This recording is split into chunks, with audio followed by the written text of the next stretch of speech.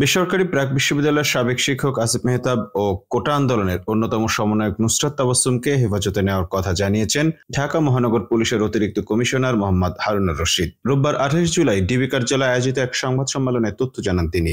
DB প্রধান বলেন, নিরাপত্তার কারণে নুসরাত, আসিফ সহ 5 জনকে ডিবির হেফাজতে আনা হয়েছে। উদ্বিগ্ন হওয়ার কিছু নেই।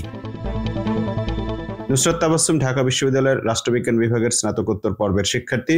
রোববার ভোরে রাজধানীর মিরপুরের রূপনগর আবাসিক এলাকা থেকে তাকে তুলে আনা হয়। এছাড়াও শনিবার 27 জুলাই দিবাগত রাত 1টার দিকে রাজধানীর উত্তরের বাসা থেকে তুলে নেওয়া হয় শিক্ষক আসিফ মাহতাবকে।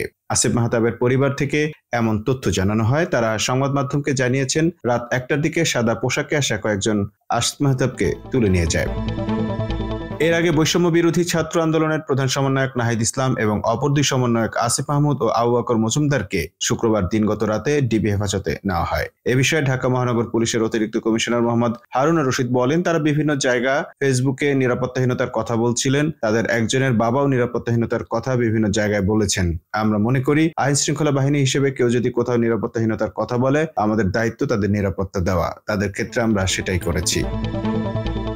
তিনি আরো বলেন, গণ অধিকার পরিষদের সভাপতি নুরুল হক নূর এবং আরো কিছু নেতাকে আমরা রিমান্ডে এনে জিজ্ঞাসা করেছি। তারা বলেছেন, সমন্বয়কদের সঙ্গে তাদের কথা হয়েছে। অন্যান্য নেতাদের সঙ্গে তাদের কি কথা হয়েছে এগুলো জানার জন্য আমরা তাদের কিছু জিজ্ঞাসাবাদ করব, পাশাপাশি তাদের নিরাপত্তা দেব।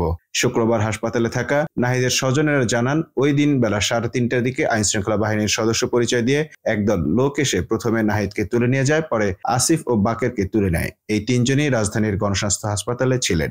এই 3 জনকে এর আগেও একবার তুলে নেওয়া হয়েছিল বলে অভিযোগ করেছিলেন তারা। 3 জনই ঢাকা বিশ্ববিদ্যালয়ের শিক্ষার্থী। Mamun Mahfuz, time news desk.